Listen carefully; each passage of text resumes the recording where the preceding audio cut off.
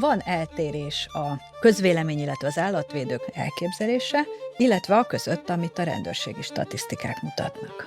Nagyon lényeges a különbség.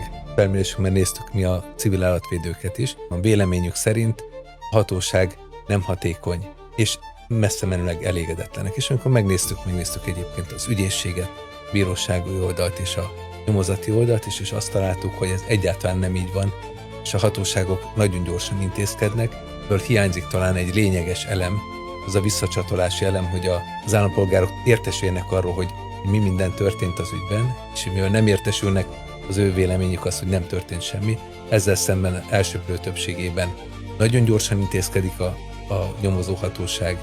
Amikor megállapítják az alapos gyanút, és elmegy vádra, akkor pedig rendkívül nagy arányban, 97% fölötti arányban történik az elítélés.